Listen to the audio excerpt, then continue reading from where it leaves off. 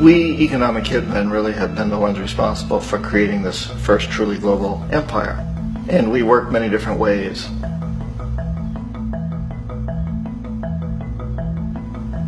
But perhaps the most common is that we will identify a country that has resources our corporations covet, like oil, and then arrange a huge loan to that country from the World Bank or one of its sister organizations. But the money never actually goes to the country. Instead, it goes to our big corporations to build infrastructure projects in that country, power plants, industrial parks, ports, things that benefit a few rich people in that country, in addition to our corporations, but really don't help the majority of the people at all. However, those people, the whole country is left holding a huge debt. It's such a big debt they can't repay it, and that's part of the plan, that they can't repay it. And so at some point, we economic hitmen go back to them and say, listen, you owe us a lot of money, can't pay your debt, so sell your oil real cheap to our oil companies. Allow us to build a military base in your country, or send troops in support of ours to someplace in the world like Iraq, or vote with us on the next UN vote. To have their electric utility company privatized and their water and sewage system privatized and sold to U.S. corporations or other multinational corporations. So there was a whole mushrooming thing, and it's so typical of the way the IMF and the World Bank work, that you put a country in debt, it's such a big debt it can't pay it, and then you offer to refinance that debt and pay even more interest. And you demand this quid pro quo, which you call a conditionality or good governance, which means basically that they've got to sell off their resources, including many of their social services, their utility companies, their school systems sometimes, their penal systems, their insurance systems, to foreign corporations. So it's a double, triple, quadruple whammy. Iraq actually is a perfect example of the way the whole system works. So we economic hitmen are the first line of defense. We go in, we try to corrupt governments and get them to accept these huge loans, which we then use as leverage to basically own them. If we fail, as I failed in Panama with Omar Torrijos and in Ecuador with Jaime Roldos, men who refused to be corrupted, then the second line of defense is we send in the jackals. And the jackals either overthrow governments or they assassinate. And once that happens and a new government comes in, boy, it's going to toe the line, because the new president knows what will happen if he doesn't. But in the case of Iraq, both of those things failed. Economic hitmen were not able to get through to Saddam Hussein. We tried very hard. We tried to get him to accept a deal very similar to what the House of Saud had accepted in Saudi Arabia, but he wouldn't accept it. And so the jackals went in to take him out. They couldn't do it. His security was very good. After all, he had one time worked for the CIA. He'd been hired to assassinate a former president of Iraq and failed, but he knew the system. So in '91, we send in the troops and we take out the Iraqi military. So we assume at that point that Saddam Hussein is going to come around. We could have taken him out, of course, at that time, but we didn't want him. He's the kind of strong man we like. He controls his people. We thought he could control the Kurds and keep the Iranians in their border and keep pumping oil for us. And then once we took out his military, now he's going to come around. So the economic hitmen go back in the 90s without success. If they'd had success, he'd still be running the country. We'd be selling him all the fighter jets he wants and everything else he wants. But they couldn't. They didn't have success. The jackals couldn't take him out again.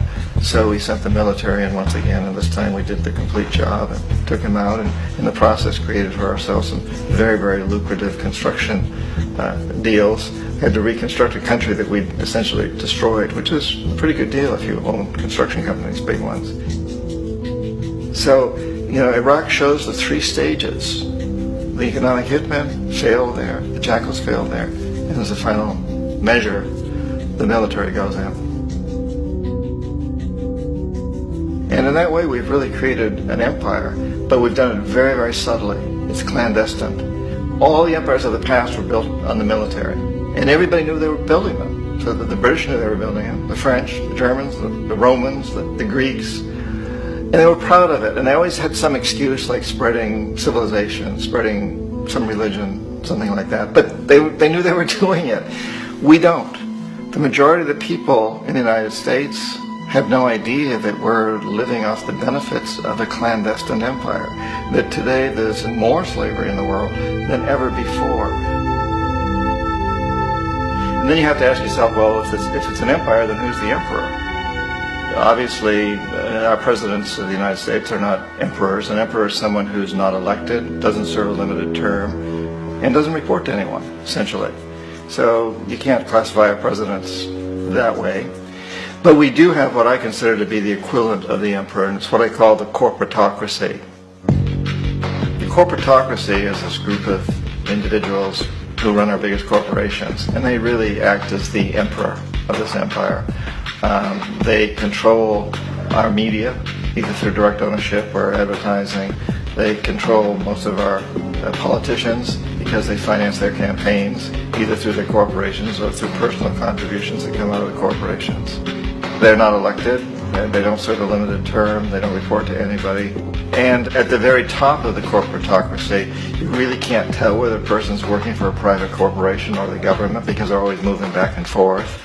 So, you've got a guy who one moment is the president of a big construction company like Halliburton, and the next moment he's vice president of the United States, or the president who is in the oil business. And this is true whether you've got Democrats or Republicans in the office. You have to moving back and forth through the revolving door. And in a way, our government is invisible a lot of the time, and its policies are carried out by our corporations on one level or another. And then again, the policies of the government are basically forged by the corporatocracy and then presented to the government. They become government policy. So it's an incredibly cozy relationship. This isn't a conspiracy theory type of thing. These people don't have to get together and plot to do things. They all basically work under one primary assumption, and that is that they must maximize profits regardless of the social and environmental costs.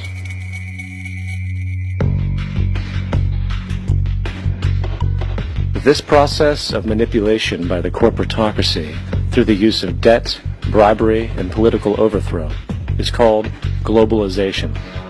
Just as the Federal Reserve keeps the American public in a position of indentured servitude through perpetual debt, inflation, and interest, the World Bank and IMF serve this role on a global scale. The basic scam is simple. Put a country in debt either by its own indiscretion or through corrupting the leader of that country, then impose conditionalities or structural adjustment policies, often consisting of the following. Currency devaluation. When the value of a currency drops, so does everything valued in it. This makes indigenous resources available to predator countries at a fraction of their worth. Large funding cuts for social programs. These usually include education and healthcare, compromising the well-being and integrity of the society, leaving the public vulnerable to exploitation. Privatization of state-owned enterprises. This means that socially important systems can be purchased and regulated by foreign corporations for profit.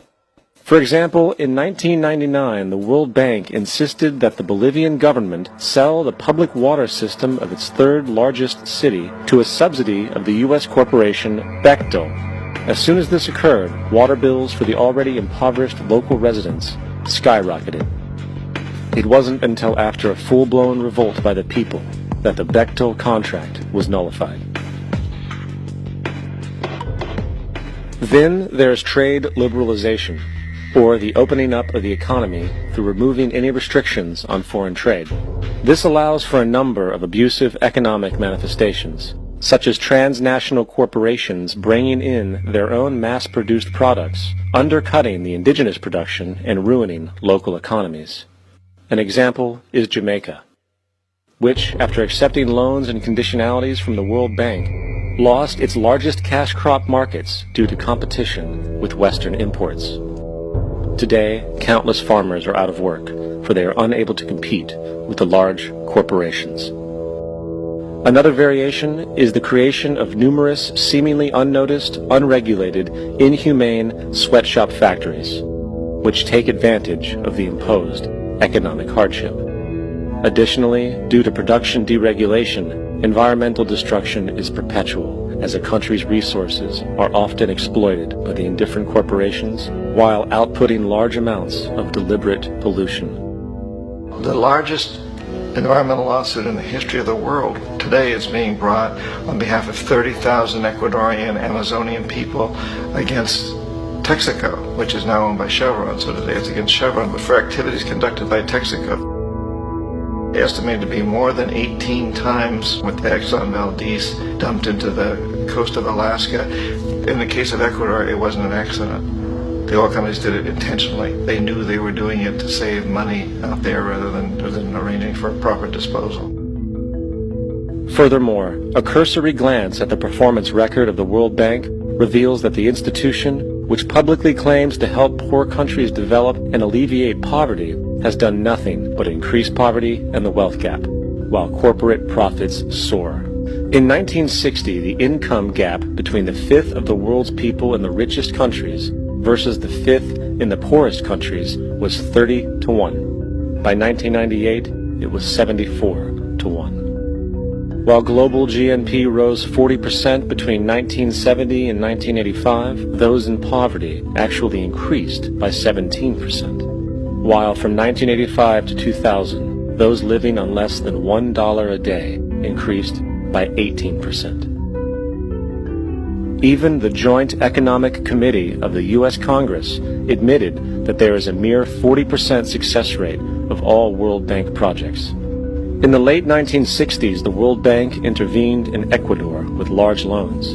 During the next 30 years, poverty grew from 50% to 70%. Under or unemployment grew from 15 to 70%. Public debt increased from 240 million to 16 billion, while the share of resources allocated to the poor went from 20% to 6%.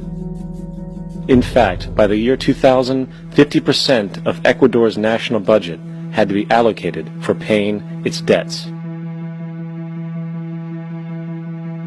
It is important to understand the World Bank is, in fact, a U.S. bank supporting U.S. interests, for the United States holds veto power over decisions, as it is the largest provider of capital.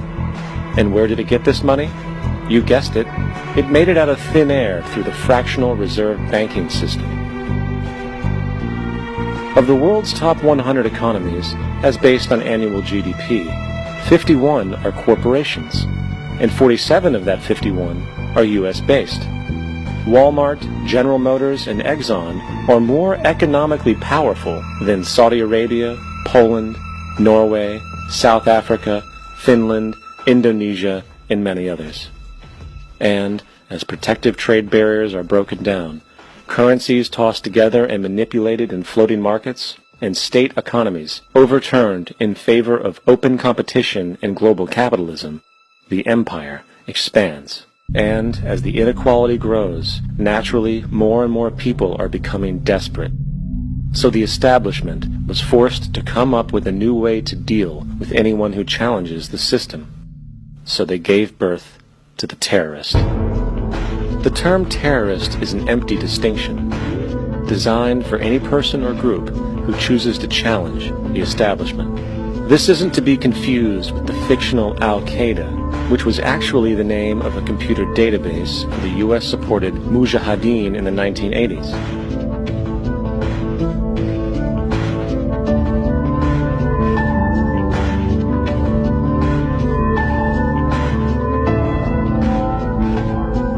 In 2007, the Department of Defense received $161.8 billion for the so-called global war on terrorism. According to the National Counterterrorism Center, in 2004, roughly 2,000 people were killed internationally due to supposed terrorist acts.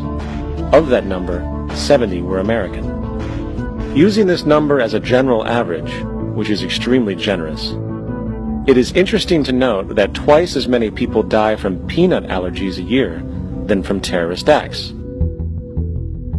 Concurrently, the leading cause of death in America is coronary heart disease, killing roughly 450,000 each year. And in 2007, the government's allocation of funds for research on this issue was about $3 billion. This means that the U.S. government in 2007 spent 54 times the amount for preventing terrorism than it spent for preventing a disease which kills 6,600 times more people annually than terrorism does. Yet, as the name terrorism and Al-Qaeda are arbitrarily stamped on every news report relating to any action taken against U.S. interests, the myth grows wider. In mid-2008, the U.S. Attorney General actually proposed that the U.S. Congress officially declare war against the fantasy. Not to mention, as of July 2008, there are now over 1 million people currently on the U.S. terrorist watch list. These so-called counterterrorism measures, of course, have nothing to do with social protection, and everything to do with preserving the establishment amongst the growing anti-American sentiment both domestically and internationally, which is legitimately founded on the greed-based corporate empire expansion that is exploiting the world. The true terrorists of our world do not meet at the docks at midnight or scream Allah Akbar before some violent action.